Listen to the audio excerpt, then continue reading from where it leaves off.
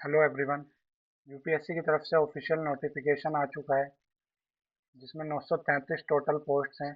4 फरवरी को ये notification release किया गया था। इसके बारे में हम लोगों ने कंप्लीट डिटेल बना दी थी, लेकिन आप लोगों की बहुत ज़्यादा क्वेरीज आ रही थी कि डॉक्यूमेंट्स और सर्टिफिकेट के लिए जो रूल्स हैं, क्योंकि इस बार चेंजेस किए गए हैं काफ़ी सारे, तो उन सब रूल्स के ऊपर एक छोटी सी वीडियो बना दी जाए। टोटल पोस्ट जो आई है वो 933 पोस्ट हैं, जिसमें से 33 पोस्ट जो है 33 पोस्ट जो है वो पर्सन्स विद डिसेबिलिटी, जो डिसेबल्ड पर्सन है उनके लिए रिजर्व्ड है। बाकी 900 सीट्स पर अलग अलग सर्विसेज अवेलेबल है। आईएएस, आईपीएस, आईएफएस सारी सर्विसेज अवेलेबल है। ग्रुप ए, ग्रुप बी की सब सर्विसेज अवेलेबल है। कुछ इंपॉर्टेंट रूल्स हैं, क्योंकि अगर आप लोग डेट या फिर आप लोगों का सर्टिफिकेट जो है वो गलत फिल कर देते हो।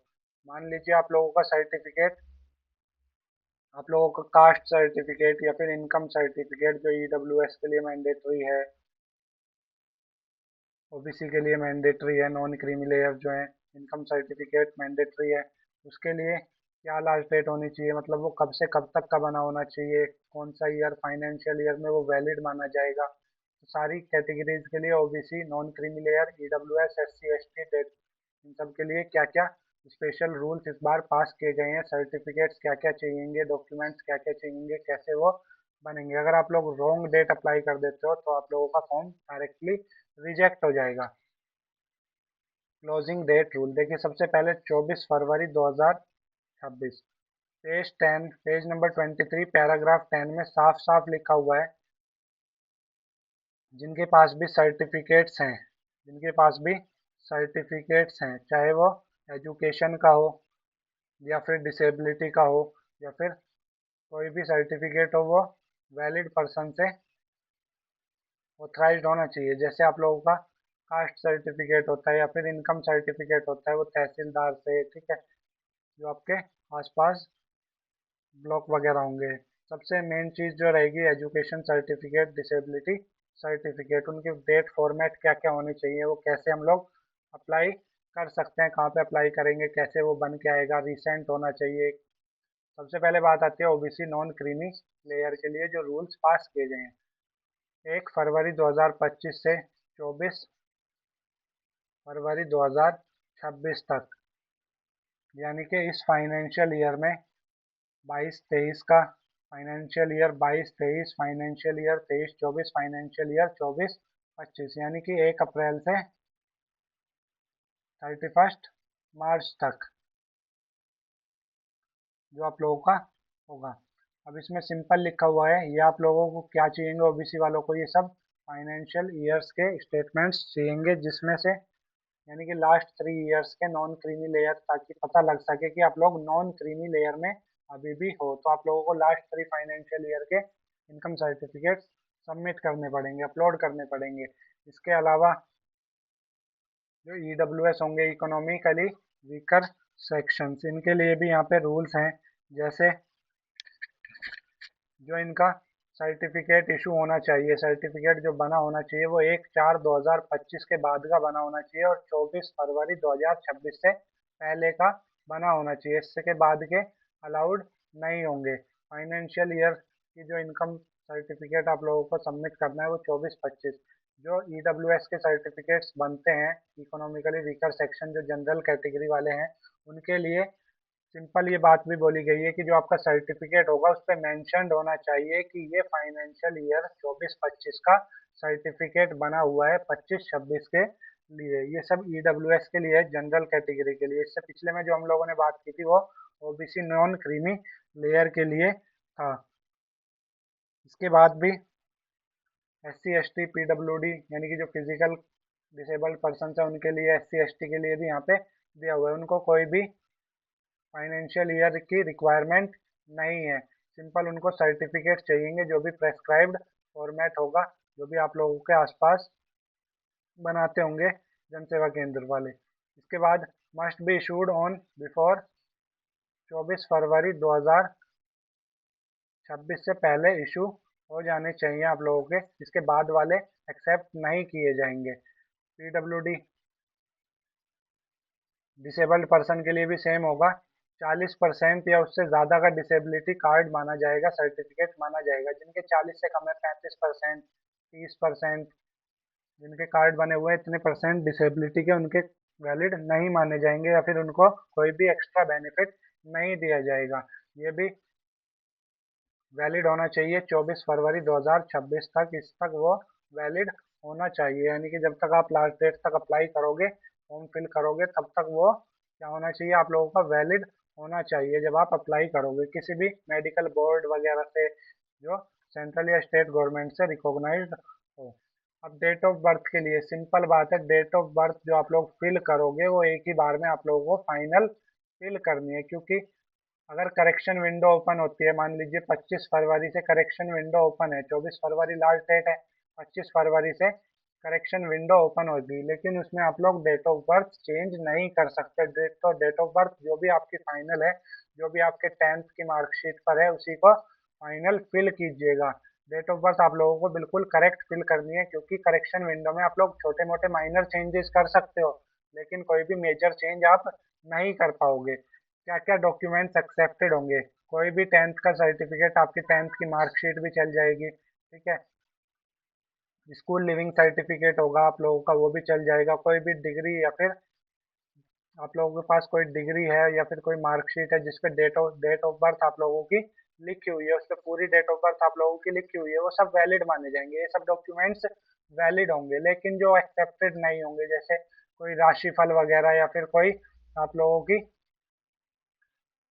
आय वगैरह या कोई राशिफल वगैरह नहीं होना चाहिए, यानी कि कोई हॉरोस्कोप आप लोगों का नहीं होना चाहिए। कोई एफिडेविट नहीं चलेगा, कोई बर्थ सर्टिफिकेट जो म्यूनसिपैलिटी से बन जाता है वो भी नहीं चलेगा। डेट ऑफ बर्थ एक ही बार सबमिट होगी, वो चेंज नहीं होगी। उसका डॉक्यूमेंट भी एक ही बार सबमिट होगा, वो चेंज नहीं होगा। कुछ कैटेगरी में चेंजेस किए गए हैं कुछ कैटेगरीज के लिए।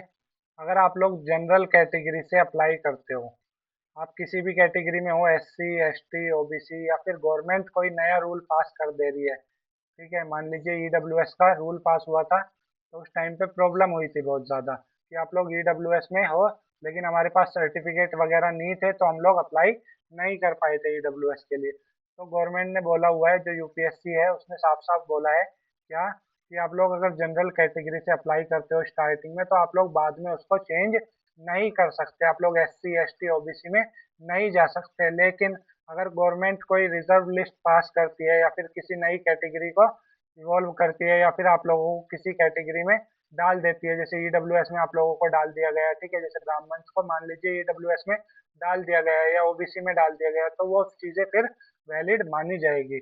उसके लिए 3 महीने का नोटिफिकेशन पहले देना पड़ता है। क्या क्या चीज़ें आप लोगों को चेक करनी है अप्लाई करने से पहले, एक बार फाइनल चेकलिस्ट देख लीजिए।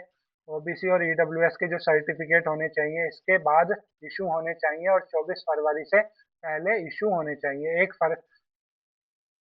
1 अप्रैल 2025 के बाद के इशू होने चाहिए, और 24 फरवरी 2026 से पहले के इशू होने चाहिए। यानी कि इसी बीच आप लोगों के जो सर्टिफिकेट्स हैं वो बने होने चाहिए, आप लोगों की कास्ट सर्टिफिकेट ओबीसी और ईडब्ल्यूएस के लिए।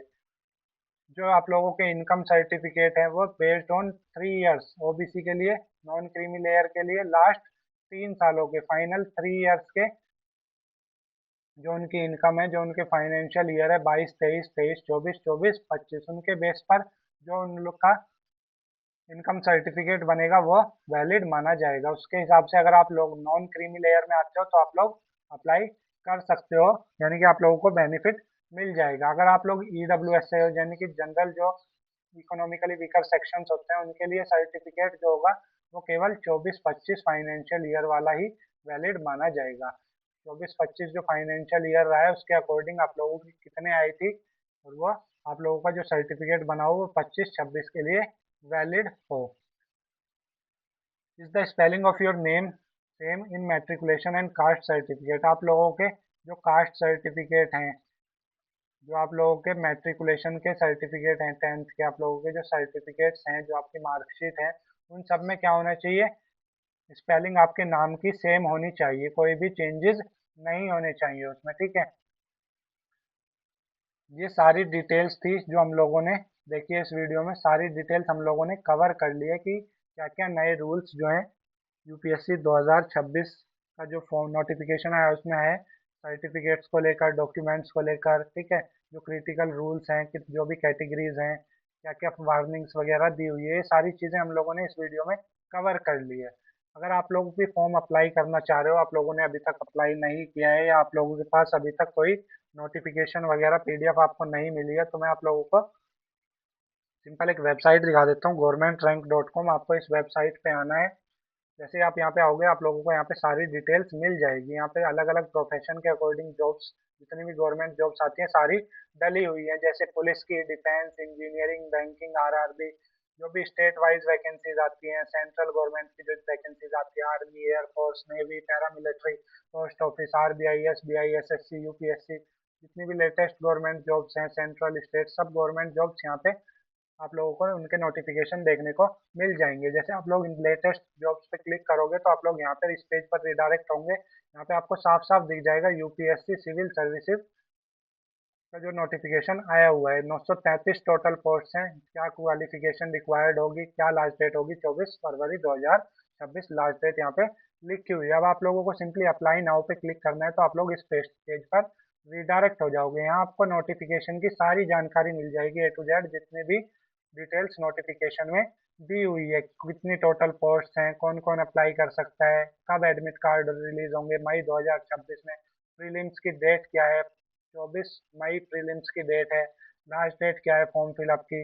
बाकी हम लोगों ने वीडियोस भी इस चैनल पे बनाई हुई है, आप लोग वो सारी वीडियोस देख लीजिएगा। यूपीएससी की बहुत सारी वीडियोस डली हुई हैं कि आप लोग को कैसे फॉर्म अप्लाई करना है, नोटिफिकेशन में क्या क्या चेंजेस हैं, क्या क्या डिटेल्स दी हुई हैं, इस बार क्या क्या करेक्शन हुआ है। एक बात का ध्यान रखिएगा, आप लोग जो फोटो है, इस बार आप लोगों का कोई फोटो अपलोड नहीं होगा।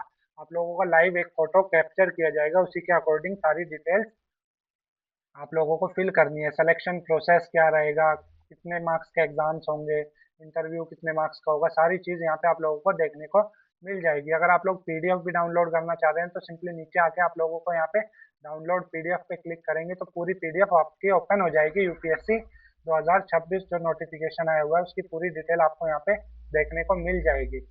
उसके अलावा आप लोग अप्लाई करना चाहते हो तो आप लोग सिंपली अप्लाई नाउ पे क्लिक कर सकते हैं। यहाँ से आप लोगों को अप्लाई नाउ की लिंक मिल जाएगी। आप लोगों को अप्लाई करने के लिए सबसे पहले ओटीआर रजिस्ट्रेशन करना पड़ेगा, अगर आप लोगों ने पहले नहीं किया हुआ है। अगर आप लोग फर्स्ट टाइम अप्लाई कर रहे हो तो आप लोगों को ओटीआर रजिस्ट्रेशन करना पड़ेगा।